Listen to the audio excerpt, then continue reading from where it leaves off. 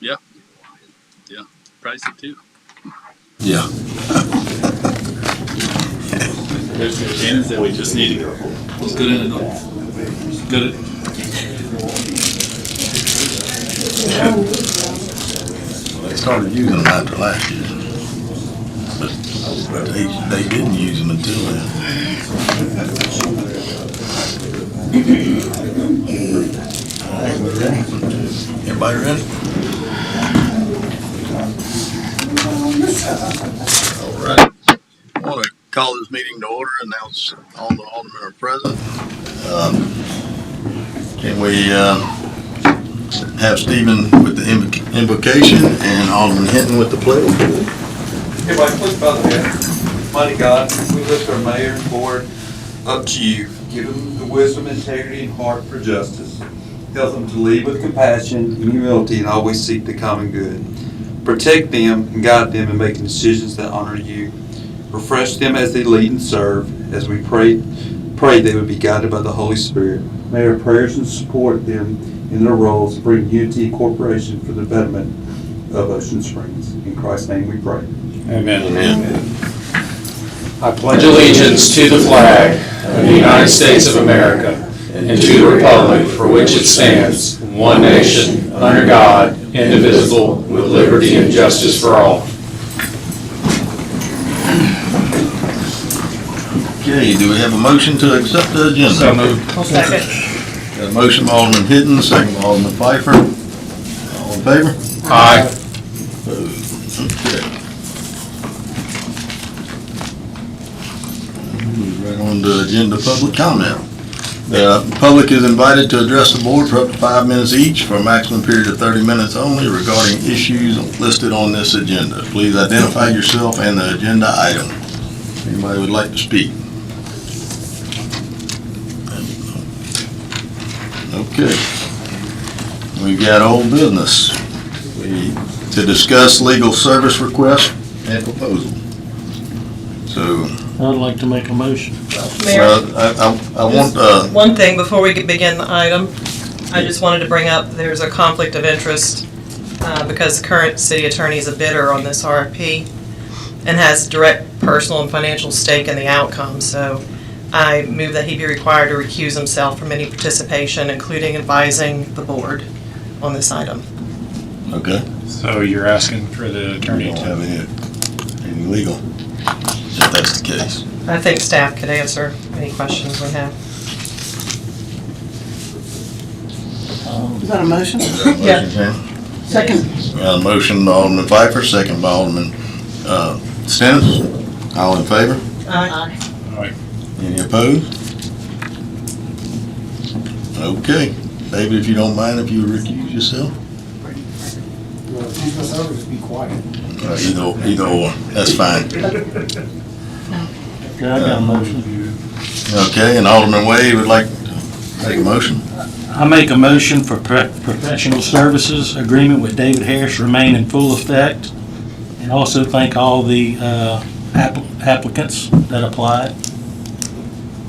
Okay, you got a motion by Alderman Wade, Second. and a second by Alderman Tillis. Can we do discussion, or you? Yeah, let's You do can have discussion. What you have? Says, You going? I said, so all board members have reviewed the RFPs and, with Kevin and Steve's motion and everything. I just want to make sure that all aldermen feel comfortable with moving forward. I do not, and it was stressed to us in our packet, this would be for discussion only tonight. I wasn't aware of that. I was It unaware. was stressed in our packet Was it? at least twice, I believe Sarah That was- can speak I to you. said I was putting it on the agenda for discussion instead of discussion and award. You as a board have the right to make a motion or just put in discussion and table till next time. I'm in no way prepared for a decision tonight. Okay, anybody else have anything? Well, yeah, I'd like to say a few things. I mean, I thought about it long and hard. And up to this point now, any kind of questions I've asked David, any kind of help that I've asked him for, I think he's done a great job with it. Has everything been perfect? No. But if we hire somebody else, is everything going to be perfect? We don't know. So in his contract, I think he's 2 months in. So I think we ought to give him the opportunity for the next year, 10 months. If we don't like him, he's put a clause in there where we can rescind his contract for 30 days. I mean, who's going to give us a contract like that? So I feel comfortable moving forward. And those are my thoughts. Here are my thoughts. He's made some major faux pas in these couple of months. He's also put his contract on the line and given us poor advice when his contract was sitting on the table, and it was to his advantage to give us that poor advice. He told us we were required to have a year's contract, and that's not so. That is not the law. But he looked at Mr. Blackman when he asked the question and when he asked specifically, do we have to have a year's contract? And he looked at him and said, yes, you do. Well, the law does not state that. It says that you may have one, not you have to have one, you shall have one. And his contract, it was to his advantage to say that, because his contract was sitting on the board getting ready to get voted on. Whether it was incompetence or whether it was intentional, I don't know that. But I'll say this, there's a problem there. Either way, we have a problem, whether it's intentional or incompetence. Because it was a mistake with his contract on the line. And I just have a real problem with that. And I am appalled that this board doesn't have that same problem. Because there are other numerous things that I have listed in previous board meetings, from making up motions to giving us the wrong information on certain laws, to backdating the contract before we ever voted on it, making it more than a year's contract when we were told you have to have a year's contract. But his contract was 13 months. And I know why he did it, but if that was the law, why did he give himself a 13-month contract? I have a lot of problems with this. And I know I'm probably fighting a tough battle, because there's many people on this board that are friends. And I don't think that we need to vote on an attorney based on friendships. We vote on them based on competence. And I'm struggling with it. I don't want to have to go and check everything that's said to me to make sure it's the truth. And if I hadn't done this and these other things, I would have never known the truth. All right.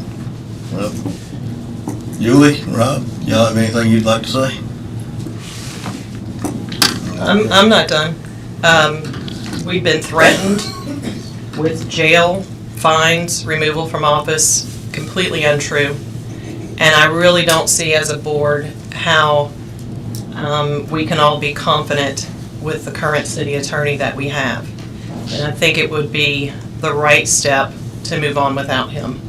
And we have plenty of other RFQs that have been submitted with law firms that have much greater experience in municipal law. Such experience that may not have led to some recent ethics complaints, for example.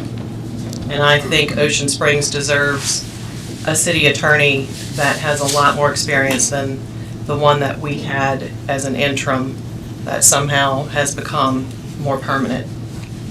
We asked these companies to submit RFQs. We need to have good faith and go through the process. I don't even think it's properly been defined. We just were given RFQs and no real further instruction, and so it just feels like this was predetermined. Doesn't feel any other way. And I don't think we're all doing the right thing by our city. Okay. Well, I've worked with David pretty much day in and day out because every day he gets a phone call by somebody in this city. And I think he's worked with every department very well, and they've requested answers and he's given them to them. And I have total faith in his ability to handle what this city needs. And moving forward, I would be glad to have him as our attorney. So we have a motion on the table and a second. Does So anyone? I'd like to call for the vote. All in favor? Aye. Nay. Aye. Nay. Aye. Okay. You get that, Vicky? Okay, ayes have it. We'll move on to the discussion of 1515 Government Street Parking Garage lease. Alderman Tillis, you'd like to? I tell you what. Yes. Now David's back in the building. Let's let the attorney give us a briefing on this. Sure, go That ahead. he's done, please. David, would you?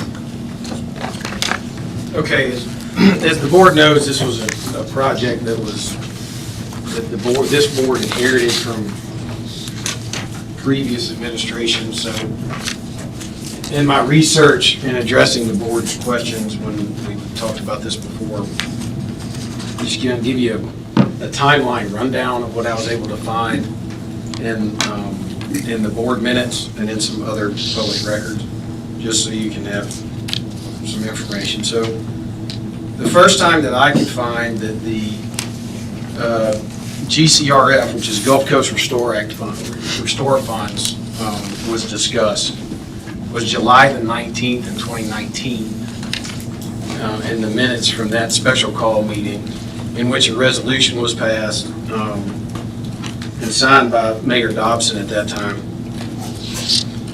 giving the city authority to apply for the funds. I think GCRF opened in 2020 of that year because they were awaiting the settlement from BP.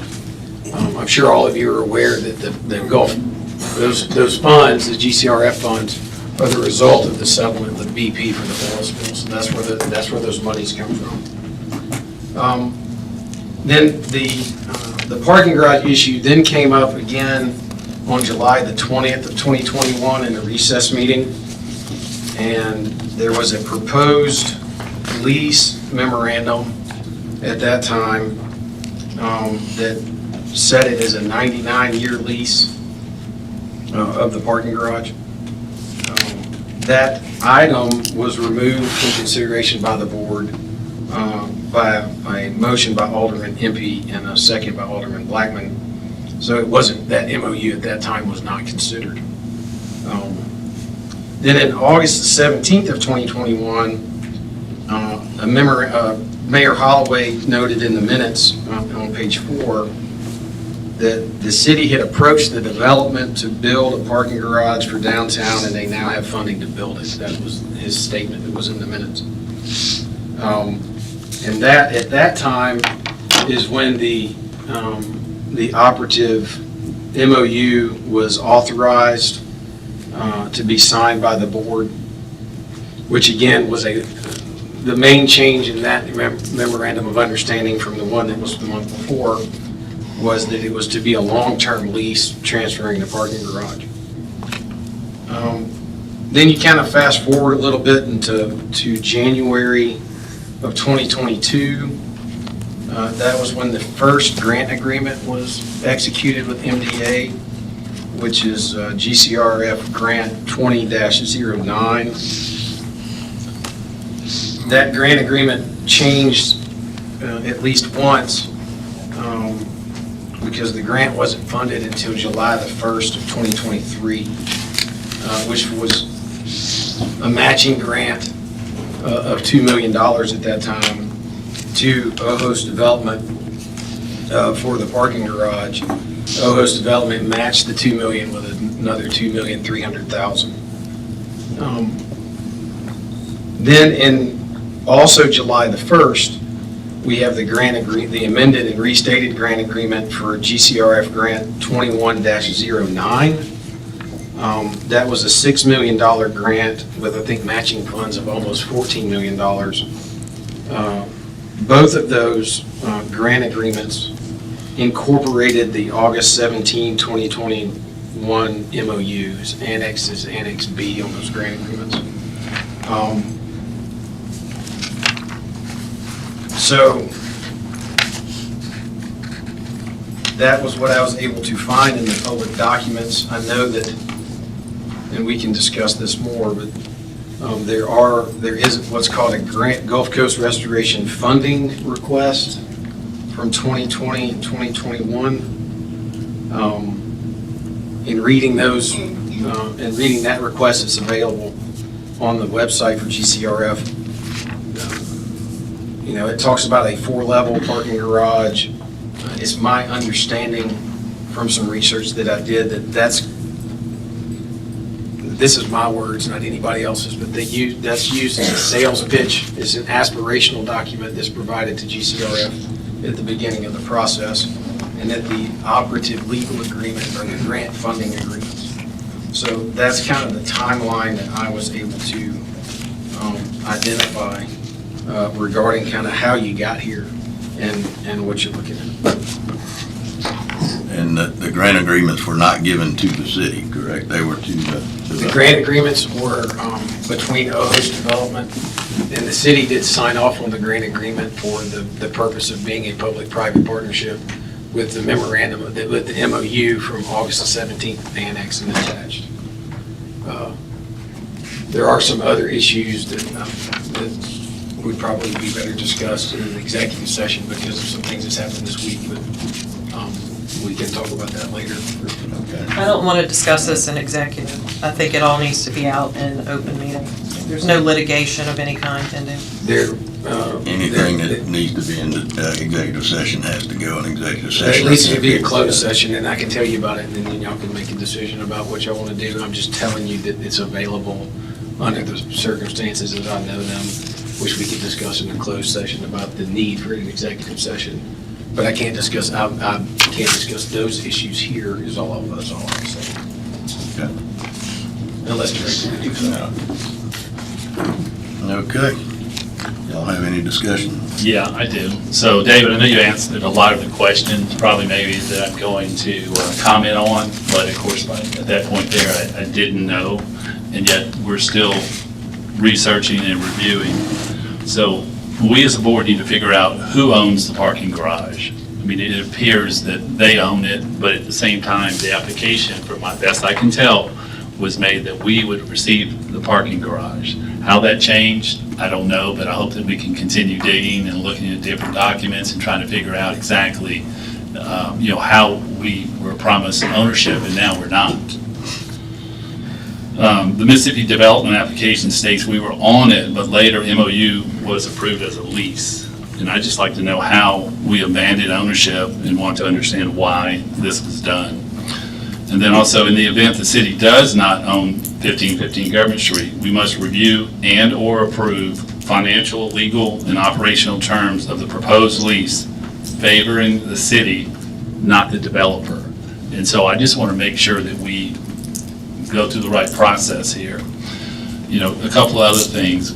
We must evaluate the insurance, maintenance, and tax obligations outlined in any future lease proposals. We must ensure that the agreement fully protects the interests of the citizens and taxpayers of Ocean Springs. Until such review is completed and any outstanding questions or concerns are resolved, I will not support this project and/or lease. That's all I have. Thank you, Dean. I'd like to know how the application asked for one thing, and you said it's a sales pitch, but I find it hard to believe because I believe that MDA goes by what is in the application. And the application said upon completing the garage that it was going to be turned over to the city. And it hasn't. And so what it appears to me is that we got funds based on that we were going to be part of this ownership, but yet we have nothing to show for it, but we're a private public entity. How does that work? I mean, to me, it sounds like funds were gotten illegally.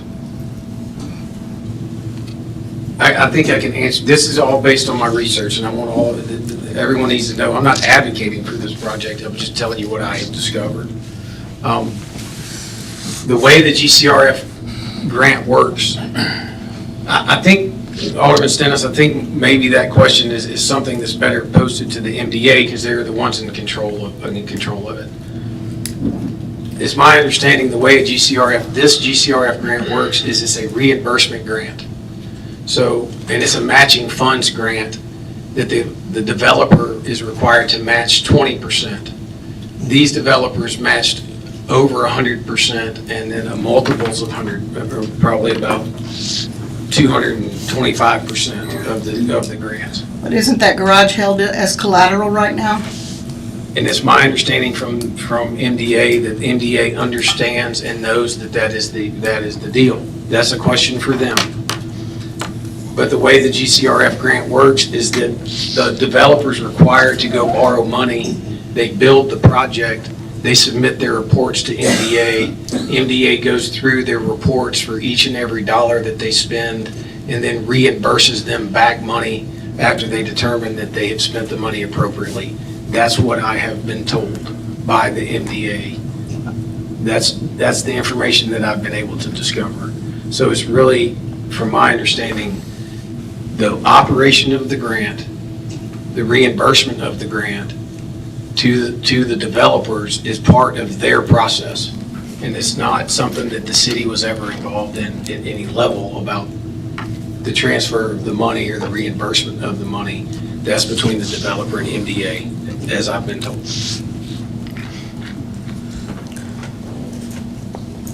Anything, Kevin? Matthew?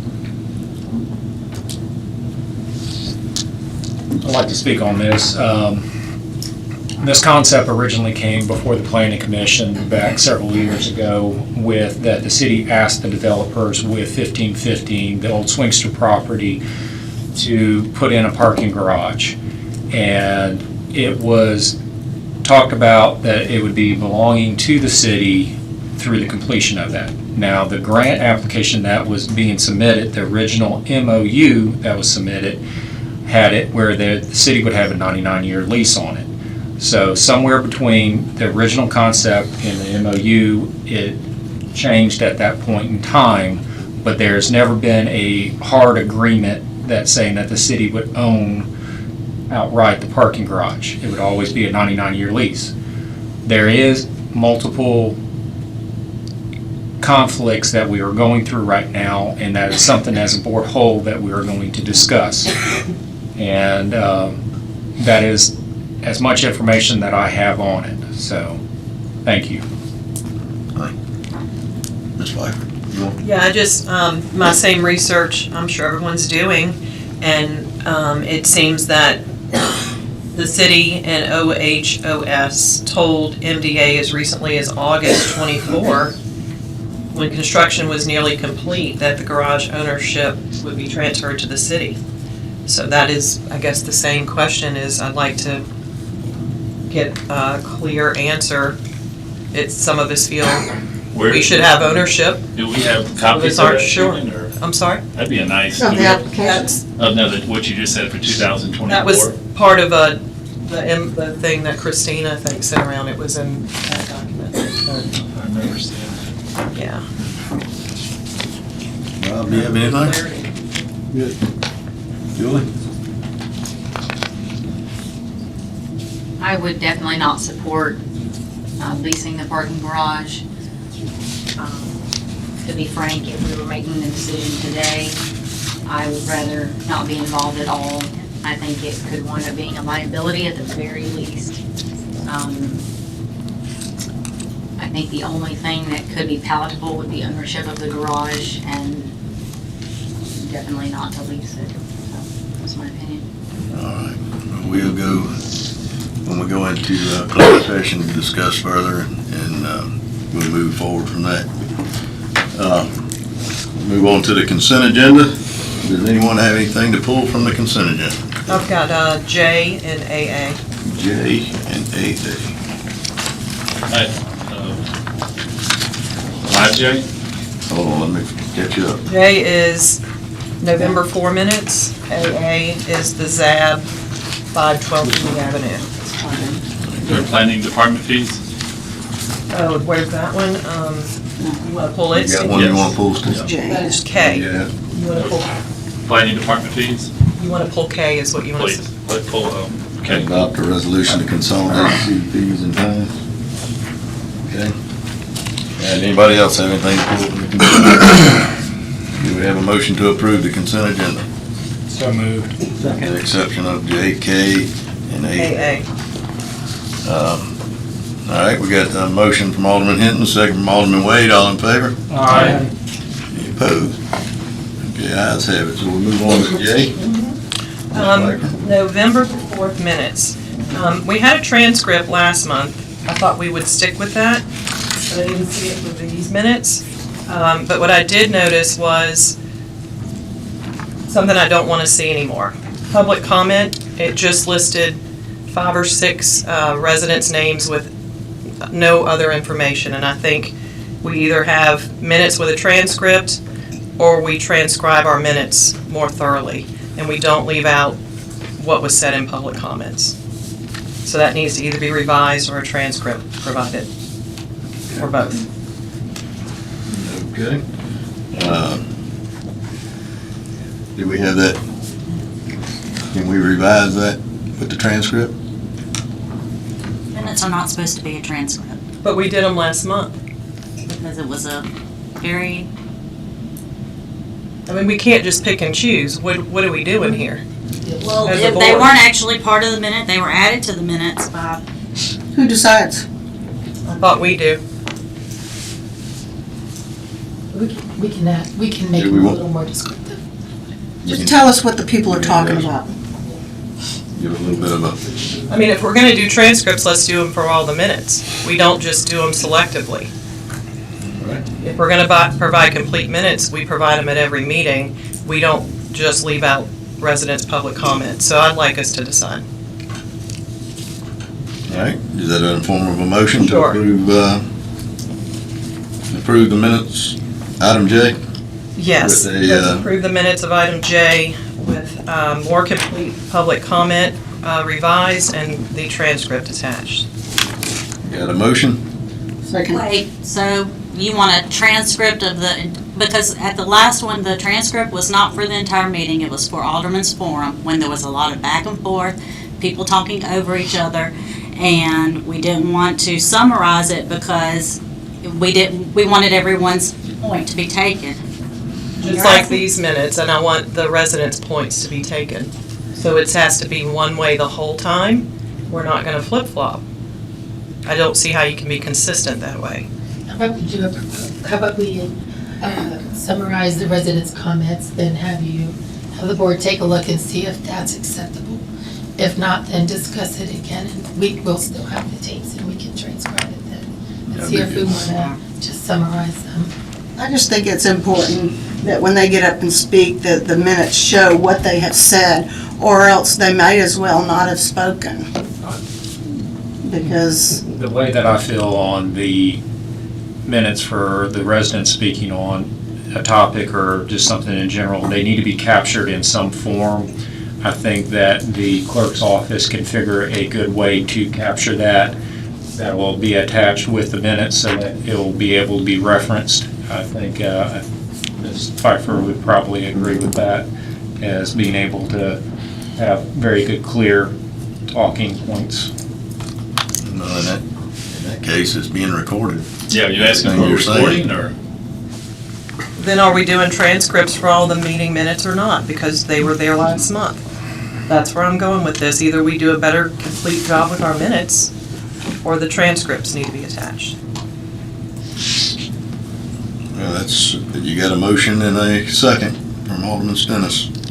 So do we want to, you have any further discussion, or we want to vote on it? Let me, so I guess last meeting we actually did, but the ones before we didn't. Correct.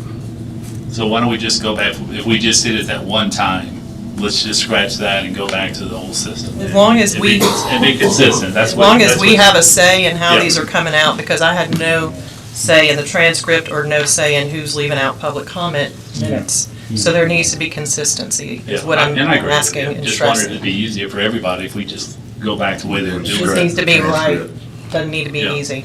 To make sure we No can. transcript at all. You wanna, Look, it needs to be just like it was before, just have the person's name and what their topic was, and it needs to be. And that's brief. what's missing. We can do that.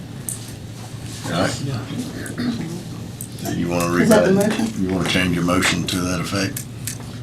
All right, make a motion to approve item J with public comment revisions, made to the minutes. More thorough public comment revisions made to the minutes. That's the motion. Okay, got a motion, I'll second. second by Alderman Stennis. All in favor? Aye. Okay, any opposed? All right, item K, Mr. Tillis. All right, so we've got the planning department fees, and so I was going over them, and one of the ones that caught my attention was the short-term rentals rate, and I know we're working on the short-term rentals moratorium, what number are we gonna come up with? And so I was thinking about, were we gonna discuss rates in that, topic when y'all are working on that? So I'm just opening it up for discussion. Is that something that anybody else has considered raising to keep that number at a number we want it to be at once we figure that out? Steve, I'm going to say that several of us on the board are going to probably need to recuse ourselves from that. Well, I got a general question before we just hone in on short-term. How does revision, if we see a need to modify, that's not a problem, we just bring it up at a meeting as we go over the next 4 years? So that could always be, It can always be modified. Okay. But I didn't know if there was any printing involved in it, it was gonna be excessive, but it doesn't sound like it's gonna be a major deal. Okay. And with the ordinance review, this, if you were in there, it states it overrides any fees that are mentioned in the ordinances that exist. So it would be referring to this. So hopefully when we do our revision of the ordinances in the UDC, it will say, see the fee schedule. Okay. so if this gets approved, does it go on the website? How do residents get the new fee schedule? Yes. We know? On the website. It'll go on the website. All right, do we have a motion to accept item K? Make a motion to accept item K. Motion by Alderman Blackman, second by who? Tillis. Till, Alderman Till. All in favor? All right. Any opposed? All right, we had item AA, Ms. Pfeiffer. Yes, 512 Dewey Avenue. This was, do you want to present it, or do you want me to just speak on what I know? How do you want to handle this? Either way you prefer. I guess if you want to explain, and then maybe we might have questions. I don't know who watched the meeting, but I know a few of us are going to have questions about 512 Yeah, Dewey. this one Do definitely. you want to give us a brief? Yes, I'll give you a brief Okay, overview. thank you. So, let me see if I got, oops, sorry, holding on. Amanda, do you mind stepping up to the, Yes. some of the ones in the back end here, I will, let me get my actual one specifically in the notes corner? from this meeting. Okay.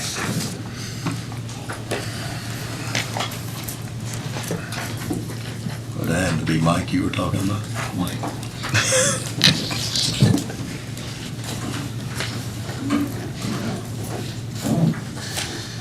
Okay, so as presented at ZAP, this is 512 Dewey Avenue. The applicant is requesting a variance of a side yard setback from 10 foot. She was requesting to go to 2 foot 6 inches on the north side of the property to construct an addition on the existing house. The property is zoned R2, which is low, medium density residential, is for a single family dwelling. The applicant mentioned she wanted to construct an addition. The R2, this property I mentioned is zoned R2, so the minimum lot area of an R2 zoning district is 11,250 square feet. And the minimum lot width of the R2 district is 80 feet. It was mentioned that her property is currently smaller and not quite as wide as the R2 zoning district sits. So currently, her property is 9,025 square feet approximately, and her width is about 55 foot wide. So right now, the property does not meet the minimum lot area or width requirements of the R2 zoning district. And also to the north side of her property is also noted it's a city owned parking lot as well. So she came to us as a request, and it is noted that, ZAB, their main duties are to review variances up to 25%. Our office, I can't say someone can't apply for a variance. Typically, if they apply for a variance, their case would be heard at ZAB. My understanding is the ZAB members are also aware that they can approve up to 25%. So if it goes beyond 25%, they typically would recommend denial. And then if they recommend denial, the applicant could submit a letter to our office. And instead of putting it on consent agenda, we could pull it from consent and put it under new business and have a separate hearing here and let the VOA decide, because it exceeds their 25%. This case was a little bit different, and so that one of these ZAB members took in consideration the lot size. So it was a little confusing. If you don't mind, I'll pass something out that might help you guys too. I asked that ZAB member to supply documentation of how he came up in his mind 25% that he could approve. So if you note the calculations on here, this is how he came up with 25% that he felt like him being a ZAB member, which is Mr. Thompson, could approve 25%. Could approve 50%. Well, sort of, kind of. Sort of, yeah, if you look at his calculation, that's why he's saying he approved 25%. So, that's why I asked him specifically how he came up with that number. So, in the sense that the lot expressed exceptional narrowness, and it did not meet the R2 minimum district requirements, that is why they recommended approval.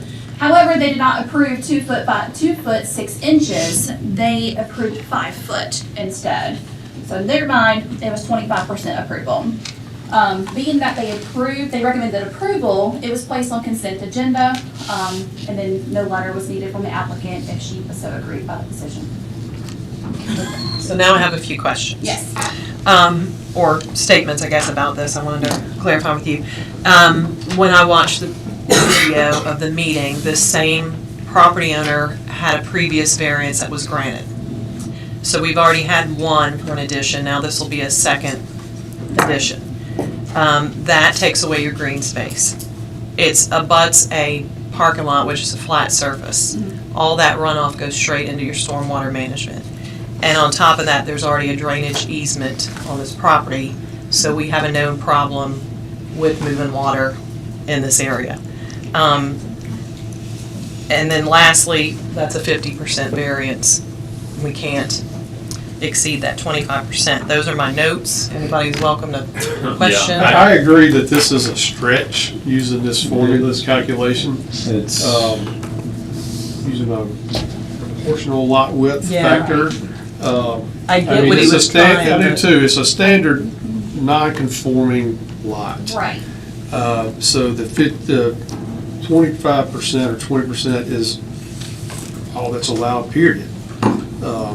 And as this sits, I mean, you're correct, it's 50% is what the variance actually is. Yeah, and then we have issues with, could be more flooding. Right, That's yeah. not. And of course, she did apply originally for more than 25%, actually more than 50%. And since, yeah, if you technically, yes, it's 50%, so. I get it, that's pretty damn I like, rational. I mean, right, that's it was a what he did. different approach, but I don't Right. know.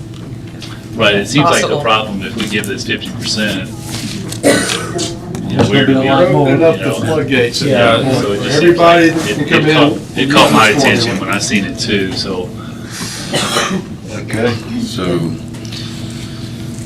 I'll be the bad guy and make the motion if that's what we need to do. is that all you have, Amanda? Yes, that's all that I do have. I'm not sure if the applicant was present tonight or not, if she had I second. to add or questions to answer.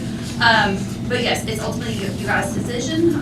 ZAB is, of course, just a recommending body. Ultimately, your decision makers, and what you decide to choose to decide, will send letters out, like their decision. I mean, This is something that years ago when we were working on the UDC, talking about the 25%, there was a lot of talk about it, and we stuck to our guns at staying at 25%. Yeah. And I think moving forward, it's going to set a precedence that I cannot get behind. There's too much of a hazard risk for the drainage, And that's as far as we can go. Yeah. all right, want me to do the? Anybody have a motion? Go ahead. I'll make a motion to, I guess we will deny the variance request from 10 to 5 feet at 512 Dewey, PIDN 601373336.000. Motion by Alderman Pfeiffer. Do we have a second? Second by Alderman Tillis. All in favor? Aye. Any opposed? Okay, ayes have it. Okay, before we move on to department reports, I will go ahead. I'm sure most everybody in the room already heard we had 2 massive water breaks this afternoon.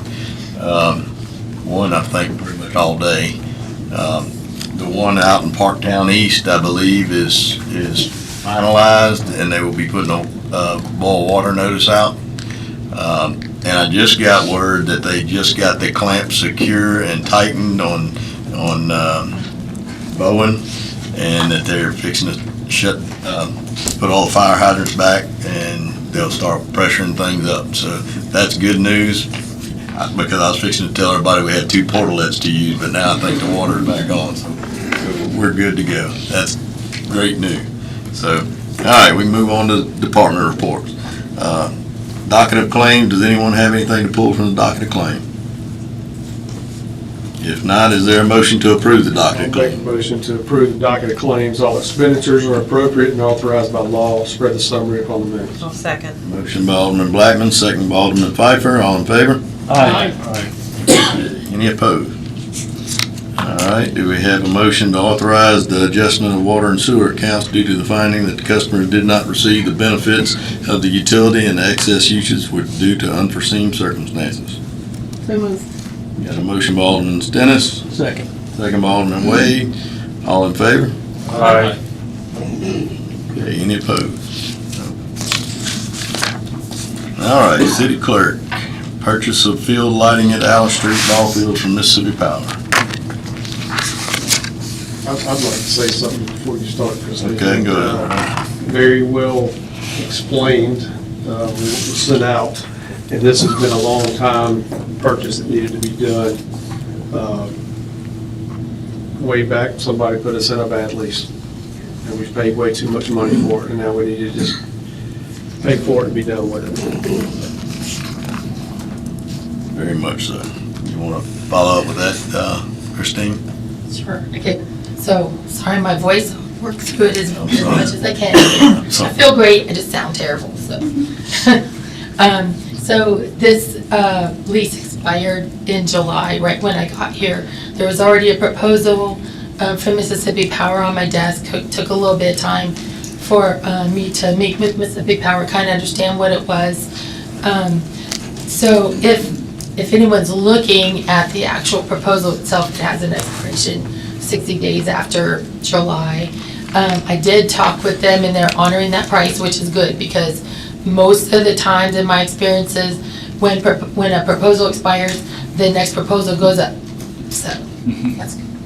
The second thing, as far as what the dollar amount, the value, so this is based on the depreciation calculation on Mississippi Power's books and what they're going to write off and what they still have pending for depreciation. A couple people on the staff have made some phone calls too, just to make sure from different angles that there's not a negotiation. This is not something that they're able to negotiate with us on. So if the price sounds like a wild number, it's actually based on some calculations that are on their books based on when the original purchase was made, and there's not wiggle room in this particular type of proposal for an adjustment, a savings. The savings that they do, the working with you, comes at the lease number. So should there be another lease, if that's ever what you want to do, that's something that you can work out to do a little bit better. Right now, we're on a month-to-month.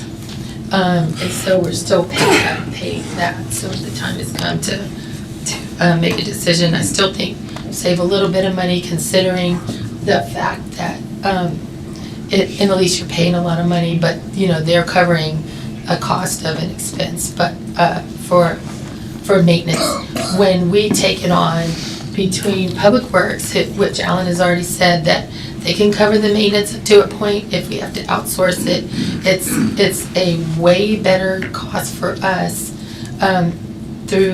if we use Weaver Electric, it's like $50 per man hour, plus we get the parts at cost. Mississippi Power was paying about $4,800 per incident, so, and they were eating that cost, but we're still gonna save money. We won't pay that cost if we take it on. Thank you. Is there any other questions? There's no problem with Public Works with doing maintenance or bulb replacement? They have everything they need to? No, they're probably gonna have to outsource it just because it's a really, really high light. Okay. And that's what you'll pay the $50 an That's hour. It'd be Weaver Right. Electric, or Right. whoever the contractor is. Right, whichever the Or the contractor maintenance. is, but. Bobby, I'd like to add something. So, yeah, I took the numbers myself and just kind of crunched them around to make sure that, we were going to be saving money here. And I come up, we're going to save thousands and thousands of dollars over the next few years. So I think it's going to be a good idea that we purchase the equipment. Absolutely. Okay, do we have a motion? Make a motion that we purchase the field lighting at Alice Street ball fields from Mississippi Power. Second. We got a motion by Alderman Blackman, second by Alderman Wade. All in favor? Aye. Any opposed? Ayes have it. Okay, we'll move on to general public comment. The public is invited to address the board for up to 5 minutes each for a maximum period of 30 minutes. Please identify yourself before speaking. Good evening, Good evening, Mr. James. James Lewis. I want to go back to, on the consent agenda, item J. I did not have the opportunity to speak because that was in all of you on the board. One of the key things is that when we had an election this year, we talked about accountability and transparency. Very important. One of the key things is when a person stands at this mic, the information that has been presented out and you up here are taking notes, that should be in the minutes. Because if anything comes up, it's not he said, she said, they said. It's tracked in the minutes and it should be there. That's what minutes are for. That's why you all, I do believe that you all follow Robert Rules of Order, which is very important. And so if you don't go back in and track the minutes, then all of a sudden you got 5, 10, 15 people saying different things that was said. It has been proven that you can take 10 people, stand them up, tell the first person what you told them, got it written on a document, and when it gets to the 10th person, it has been tied up, tangled up, wrapped up, and you don't know who's going first, who's second, I don't know who's going third. It's very important to do minutes that like they're supposed to be done. Because there's also been stated that if you do not have concrete, valid minutes, you just had a BS session. That's all you had. Thanks for very kind. Have a nice day.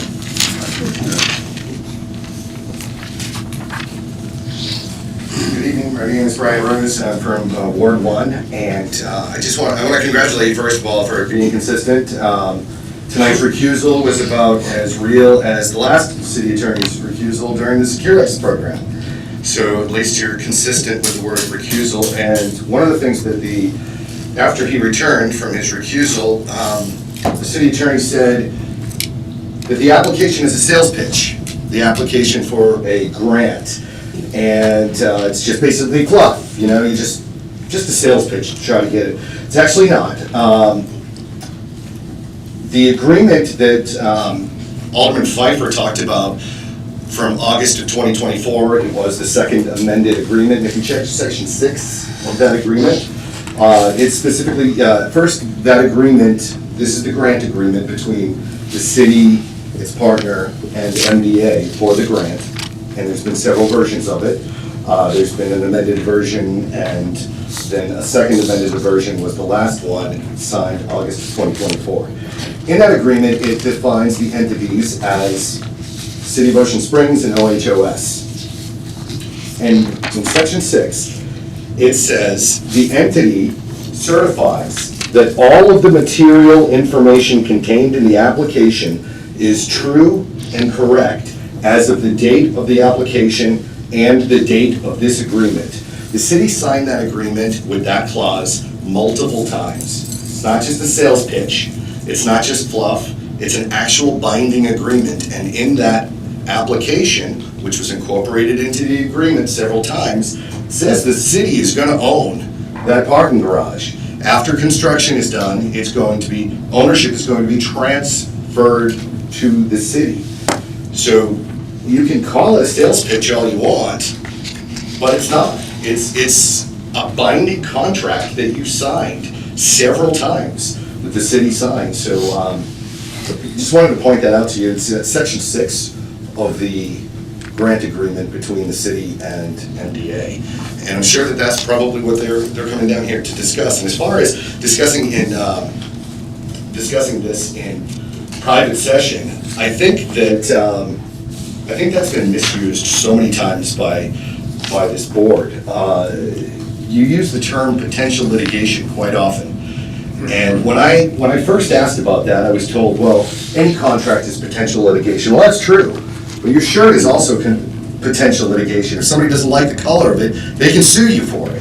Every contract, every vote is subject to litigation. Anybody in the city with standing can take you to county court and say, hey, I want this overturned, or I want an injunction. So everything is potential litigation. But what you're doing is you're picking and choosing what gets discussed behind closed doors because it might be embarrassing or something that you don't want to discuss. It's uncomfortable.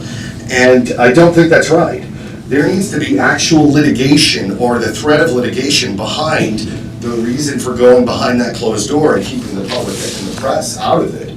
Otherwise, you should be debating and deliberating in public like every other city in the country does. So I appreciate you. I don't mean to sound hostile, but I just wanted to point that out. In section 6, it specifically says that the application is not a sales pitch. Thank you. Anyone else like to address the board? Hey y'all, I'm Cynthia Sutton with the Ocean Springs Chamber, Main Street, and I'm just going to be here to give you, I know the final numbers are still being tallied, but I wanted to come before you tonight and share an early recap of the Peter Anderson Arts and Crafts Festival, specifically its economic impact, and to offer my sincere thanks to those of you who helped make this year's event possible. This year we welcomed vendors from more than 24 states, many of whom are award-winning artists from top national festivals. Notably, 35% of this year's vendors were brand new. Visitor counts are still being tallied, of course, but we know that attendees traveled from across the south portion of the United States and beyond. The average visitor spends more than $500 on shopping and over $250 on food and beverage. Historically, more than 40% of festival goers travel here specifically for this event, while the remaining attendees are from driving distance communities. Our local businesses, particularly those in the festival footprint, reported increases ranging from 40 to 50% above the average weekend, and one business even reported a 100% increase. These numbers reinforce what we all know. The Peter Anderson Arts and Crafts Festival is a powerful economic driver for our city. It fuels sales tax revenue, boosts occupancy and tourism spending, and creates a ripple effect across the every sector, not just downtown. This event could not have been made possible without our volunteers and partners. It took nearly 200 volunteers to execute the festival this year. I want to give a special thanks to the Ocean Springs Public Library team, the People's Bank, and Keesler Air Force Base for their strong support. I'd also like to recognize Stephen Glorioso and Monica Dickinson with the city for stepping up as team captains and providing incredible leadership. And to each of you who came out to assist during the event, thank you. Your presence matters, and it strengthens the partnership between the Chamber and the city. Thank you, Mayor and Aldermen, who worked alongside us at that event. I'll end with this. The festival is much more than a 2-day weekend. It continues to bring people back to Ocean Springs for weeks, months, and even years after they first discover it. Its economic impact is substantial and even affects businesses who want to open around the festival timeframe. On a personal note, this festival is one of the main reasons I have dedicated nearly 20 years to serving this community for the Ocean Springs. It brings joy to people's faces, gives families a chance to be together, helps visitors forget their worries for just a moment, and gives our business owners hope and relief as they head into the holiday season. Thank you for your continued support of this event, to the community, to the people, to the aldermen, and just so we work together every day to promote and strengthen Ocean Springs. Thank you.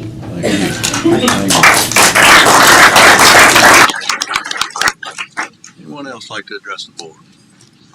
All right, we'll move on to the next.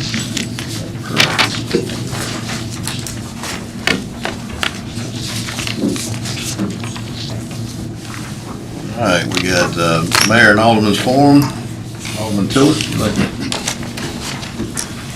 Okay, first of all, I'd like to apologize to the city clerk. I wasn't able to get this resolution to you in time, so unfortunately, I'm making it now. I think it's going to make a big impact. It's very important. I hope that all of the board considers it. So I'd like to make a resolution to rescind the resolution of intent to grant ad valorem abatement to the Ocean Springs Senior Development Center located in my ward on Ocean Springs Road. When I originally voted for this tax abatement, I did so in good faith, trusting the information we were given and believing it would serve the best interests of the taxpayers of Ocean Springs. Since that vote, my conscience has bothered me, and I feel like I did not vote in the best interest for the city of Ocean Springs. Before that motion, I had talked to other board members, and it was clear that this abatement was going to be passed. After much thought and consideration, it is now clear that this abatement places a significant financial burden on our citizens, one that will cost this city several $100,000s over the coming years, and I want to correct my vote. I cannot ignore this. We cannot ignore this. Our responsibility as aldermen is not to serve developers. It is not to expedite private projects. It is to protect the financial stability of the city and to uphold the trust that the people of Ocean Springs have placed in us. Over the last few months, we have watched developer pressure mount on multiple fronts. The parking garage situations opened up a lot of eyes, including mine. It has showed us how aggressively certain interests are willing to push the city of Ocean Springs and how easily taxpayer dollars become the collateral. After seeing the layers of tax breaks, abatements, loopholes, and political pressure tied to these projects, I can no longer in good conscience support a tax abatement that drains revenues and shifts the cost of development onto our citizens. We have a duty to step back when the facts change. We have a duty to correct course when we see an action harms the public. Nothing in Robert's rules, nothing in state law, and nothing in our oath obligates us to keep supporting a bad decision simply because we made it once before. The people of Ocean Springs deserve transparency, they deserve fiscal stewardship, and they deserve leaders who are willing to admit when mistakes were made. New information requires a different decision. The abatement puts the city at risk. It reduced revenue we need for police, fire, roads, drainage, and parks. And it benefits a private developer at the direct expense of the taxpayers. For these reasons, I'm asking the board to join me in correct this action and protecting the financial health of our city. I respectfully ask your support on this motion. Finally, I ask some help from a trusted individual to guide me through this proper procedural process in making this motion or resolution. And here's what I was told. The Lighthouse Assisted Living was sold to another investor. At this point now, I ask that we have a vote to rescind the resolution of intent to grant ad valorem abatement to the Ocean Springs Senior Development. Second. I think we need some discussion. I'd like to know some more of this information that you. You have a motion from Alderman Tillis, a second by Alderman Messenger, and now in discussion. So back to your several $100,000 bad decision, sold to a developer. What, can you give us some more info there, what you found? Well, based upon the calculations that I did with the amount of money for the ad valorem taxes that we would be giving them a break on, I'd come up with like $265,000. So I don't know if anybody else has a different figure on how they came up with them. All right. What was your second question, Shannon?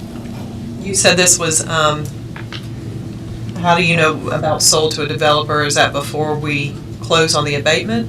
Well, I've just told that over the last few days from several sources that the place was sold. So, being that, most of this, I kind of put back on myself as having, just consciously, I don't think I made the right decision. So here I am, backing up, trying to backtrack for a decision that Steve Tillis made. And then I come to find out that the property was potentially sold. So it's just like, oh my gosh, what are we doing here?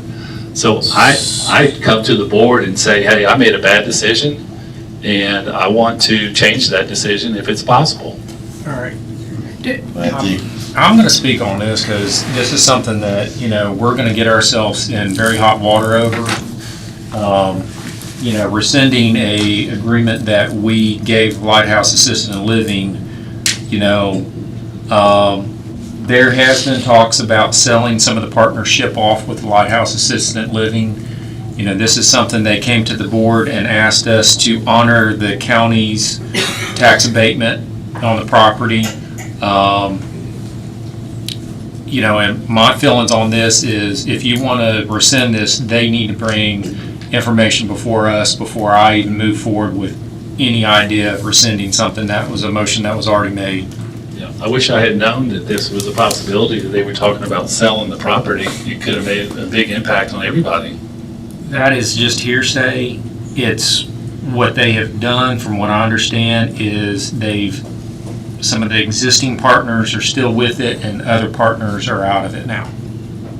So. But either way, how does that affect an abatement? They're using a state program. They're within the proper criteria to have applied for this. So we're not losing any money, we're not getting money in, but we don't have to pay any money out. That's correct. Yeah. And it's providing something we currently don't have, which is memory care living. And sometimes that's what we do for economic development. I think that my point that I'm trying to make, I figured I wouldn't have the votes for it. I understand where y'all are at on it. I made a wrong decision and should have stated my opinion the way I felt then and had not felt good about it. So I haven't told anybody. I didn't tell, I know Julie was going to support me on it, but, I just wanted everybody to know how I felt about it, and, I just made a bad decision. So if there's anybody else that wants to support it, great. If not, I think I've made my point. We got a motion and a second on the table. If all discussion is over, we'll take a vote. All in favor? Aye. All opposed? Nay. Okay. Nays have it. You got anything else, Steve, on you? That's it. Alderman Dennis? I don't have anything, just hoping to get that. It's all my area. That phone Yeah. Okay, Alderman Wade? Yeah, I'd like to make a motion to pay ECO Commercial Roofing invoice for $28,571.43 for the TPO roofing at the Mary C. Okay. That did not make the docket in time because of the early in, so they got it in a day later. Can we get some info what this is about? Is that the, The back roof at the factory Mary cover C. stage? Over the Mary C, the TPO roof. Yeah, so due to some staff being out, and they upped all the deadlines for the docket, and so this came in literally the day after the revised deadline, and so that's why it didn't make it on there. This is part of the planned overall renovation. This isn't an exception out. Oh, no, this is the That's what I meant by a little more. Yeah. We would just had to go at Right. next meeting, then we wanted to get on this one. Got a motion by Alderman Wade. What was the price tag? 28.5. 28,500. 2571. Squares is it? How many squares is it? How many square feet is it? I'll get it to you. You're dealing with a roofer. Yeah. 28,571. That sounds like a good price. I've looked at that before in the past. It really So, all in favor? Aye. Who was the second? Oh, I'll second. I'm sorry. Got a motion by Alderman Wade, second by Alderman Pfeiffer. All in favor? Aye. Okay. Anything else, Alderman Wade? No, that's it. Okay. Alderman Pfeiffer? All right, most of my questions were for Public Works, but I hope they're just, I got that main repaired. I don't need to be here right now. But I do have a question with Cynthia speaking tonight. Where do we stand with the MOU with the chamber? I know that was being drafted a couple of months ago. Who do I direct this question to? We've got it drafted, I do believe. We just have not brought it to the forefront. Well, can we make sure that's on the We have to next look at it. month's agenda, please, ma'am? Yep, I want to treat them the way they deserve to be treated well, with the proper memo of understanding. So the next was, well, he's not here. Just happy Thanksgiving. Everybody have a good, safe, happy Thanksgiving next week. Alderman Blackman? Alderman Messenger? So, over the last few months, Steve and I have been talking about something that I'd like to move to adopt an ordinance to protect the health, safety, and general welfare of the people of Ocean Springs, Mississippi by suspending consideration or approval for certain types of residential projects, certain types of residential rezoning requests, certain types of residential site plan approvals, and certain types of residential subdivisions by the City of Ocean Springs and its Planning Commission, and for other purposes. This would be a temporary moratorium on further development for approximately 6 months.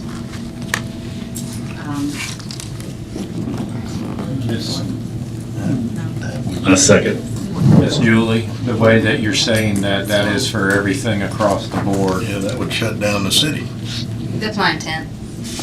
I mean, even if you have somebody that's wanting to rebuild on their property, that they have an existing house, you might want to reconsider.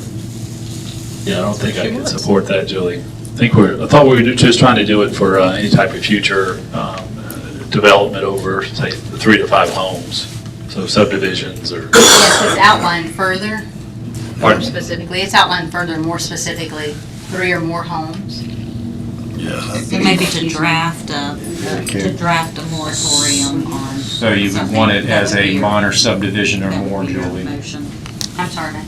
You would want it as a minor subdivision or more? That would be appropriate. Can I ask the goal, like, what is the purpose of? Certainly. So, there are several fronts to this. Number one, I received more emails regarding the Paps Road development and people's frustration with that, more than any other subject since I've been on the board. And for multiple, very legitimate reasons. And I see an explosion, the rapid development in the city. We have not amended the comprehensive plan, the 2010 comprehensive plan. I think that needs to be addressed, which would allow time for a moratorium for us to address those things.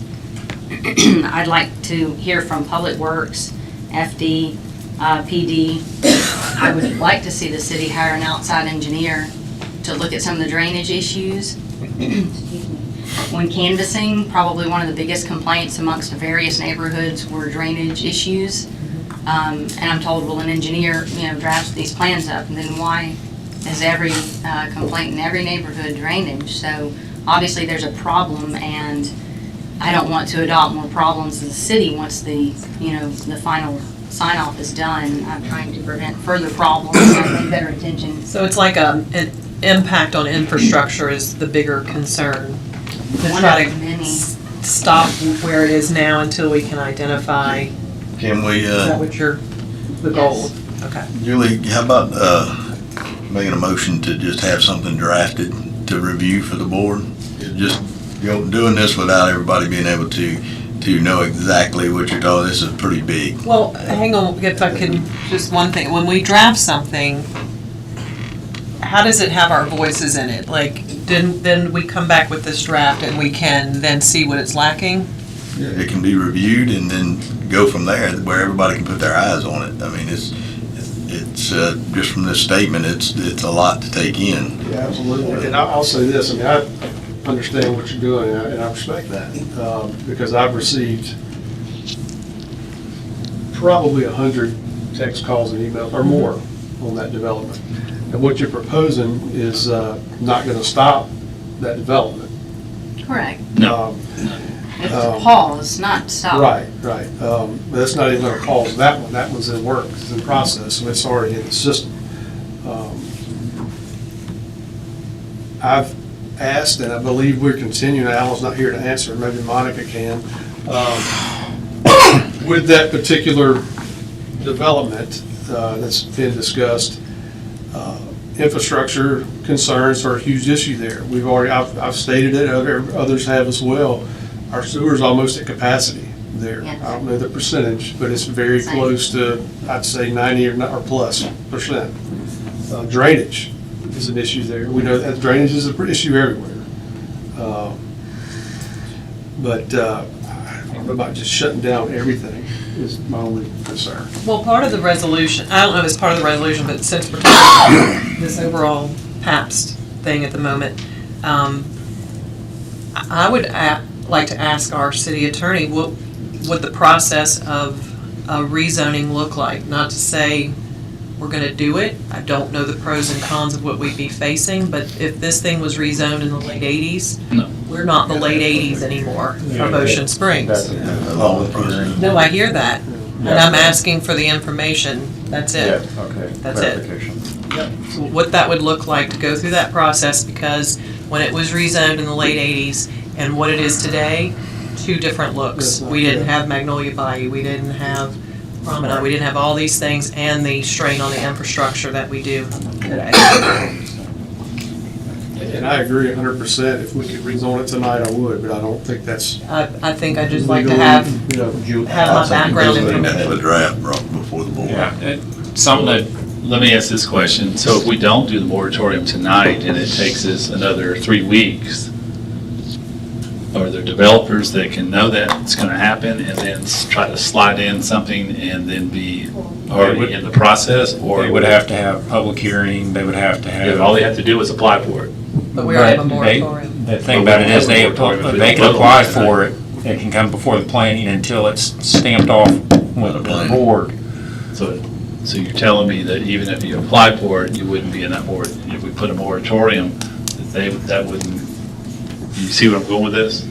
No, you would have to, it would have to get approved with the final board to approve it to get that permit. They can apply and. Matthew, I think, David, correct me if I'm wrong, but once an application is submitted, anything that is done after that submission of the application is irrelevant. Well, you have to look at, when you're talking about zoning, so whatever something is zoned as we sit here right now, the use is set as a matter of right. And until that time is the zoning is rechanged, if you're, I know the board has before it, you're using the 2010 comprehensive plan. You're on board to try to do another one.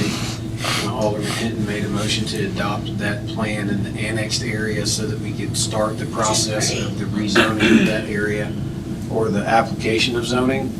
So if you have somebody that has a piece of property, they have a right to use it as it's set today. And when they make that application, of course, it goes through the planning department and then it has to come to the board for approval. Just gut shot, because I just got, Alderman Messenger, I just got your proposed resolution and I haven't looked at it.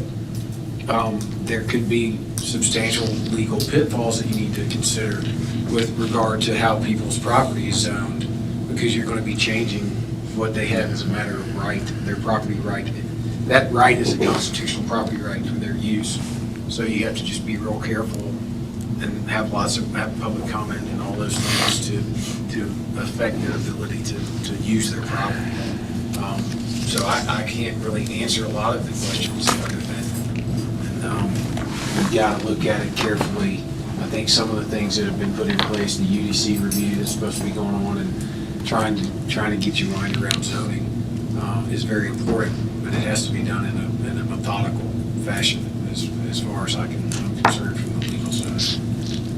We don't want to be accused of spot zoning, of changing the zone up. Well, I think what Julie's trying to do is we're just taking a pause for 6 months. We're not trying to change any of the zoning at this point now. You know, I understand that at least I think I understand the legal aspects of it, but we're just wanting to say, hey, let us get caught up on our infrastructure, let us get caught up on our sewer or water, so it buys us 6 months.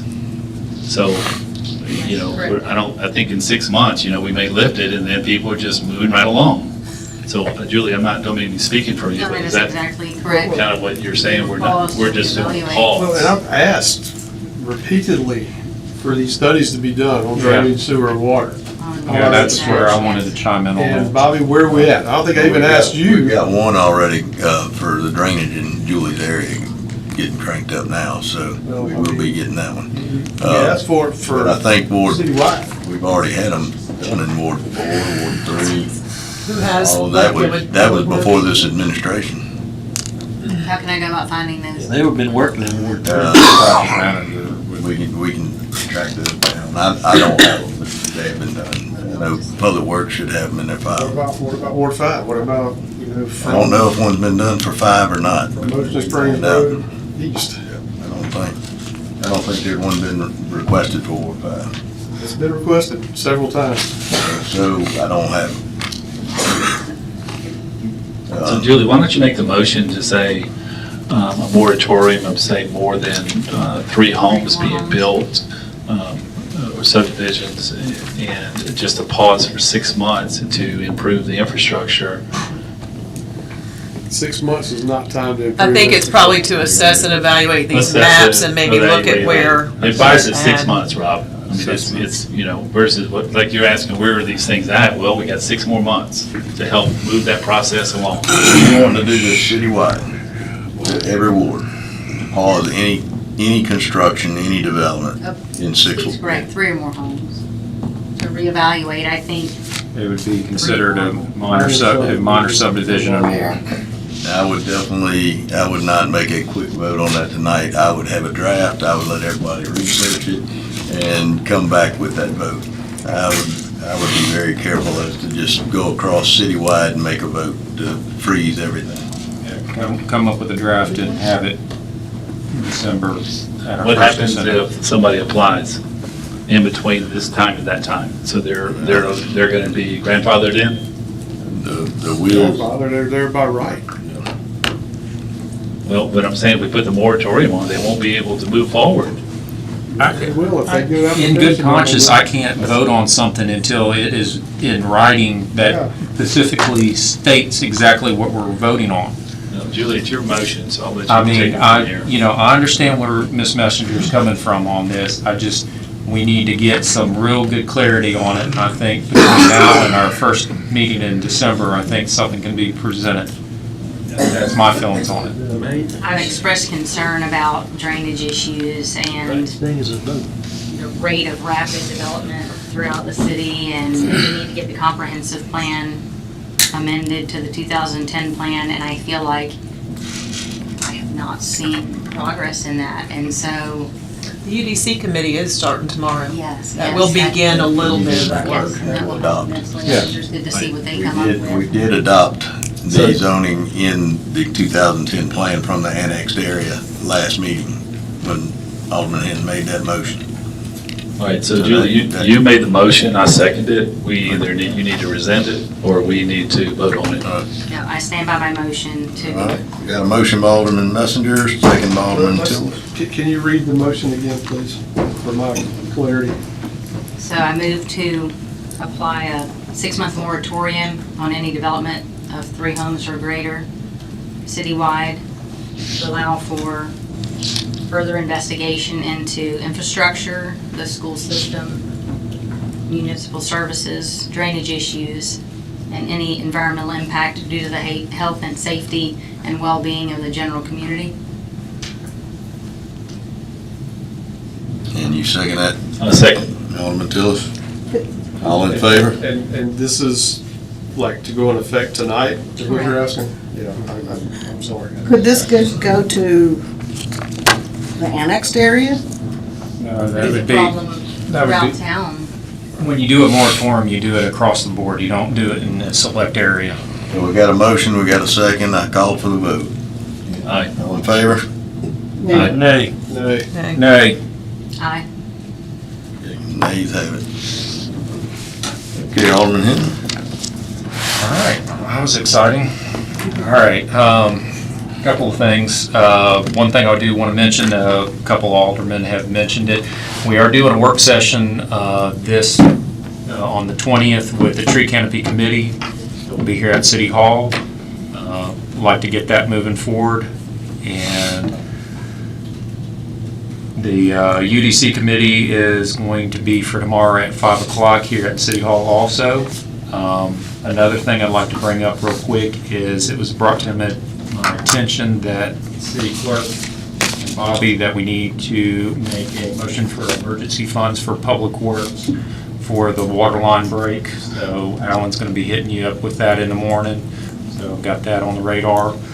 Hopefully, have you gotten any feed on if the water line is complete? They've got it tightened down, they're pressuring back up, so. All right, awesome. When do we need to approve after they get the figure? What? You said we had to approve some. Emergency. Would it be once we get the figure or something? Correct, Okay. and that's what he's gonna submit in the morning.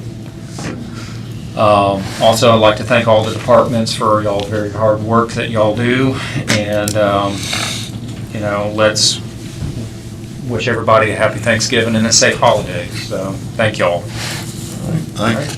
And I'm just very thankful that water pressure's back up. Sound like they had something to do with your blood pressure. Yeah, everybody on the board, everybody's phones were going crazy, so that was not a fun time over on Bowen Avenue with that water spewing up. That being said, we need to have a motion to go into closed session, determine the necessity for executive session. Mr. Mayor, before that, I thought maybe one of the aldermen, I just want to put this on from the legal perspective, just want to put this on the radar. At the legislative session this past year, the legislature passed what they call the Safe Solicitation Act, which is I think I emailed a copy of it to everyone. The important thing about that as far as timing that I wanted the board to be aware of is that the board can make a motion to opt out of that statute. I can foresee just some procedural problems with this application. But in order to safely do that, it would need something that would have to come up at the next meeting or the following meeting before the end of the year.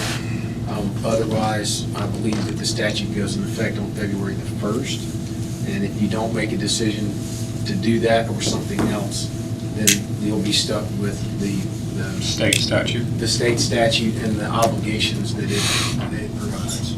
So I just wanted to Think about I think that needs to be on December. We're okay to do it in December, to vote? Yeah, you can do it as long as you do it in the first or second meeting in Make December. sure that's on there. You should be able, that's when we put that on the radar. All right, thank you. We got a motion. Who made the motion to go in? Got a motion by Alderman Hinton. Second by Alderman Blackman to go into closed session. All in favor? Aye. Opposed?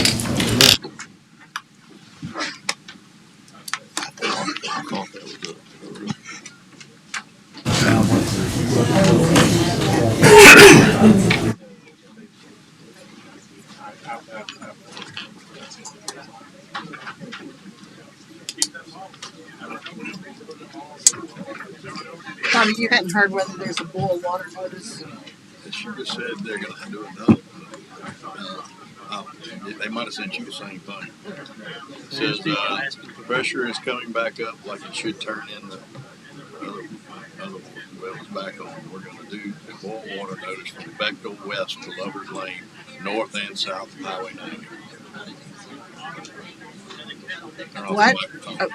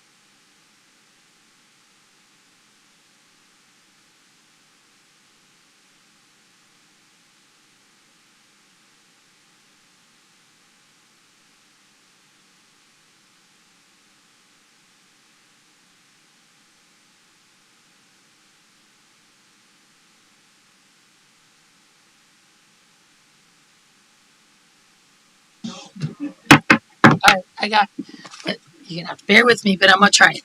Okay, I got a motion to go into executive session for litigation update on Fisher, Securex, 3 Ethics Commission complaints, potential litigation regarding PFAS, and a discussion regarding the lease on the parking garage. It was motion made by Hinton, seconded by Wade, and unanimously passed.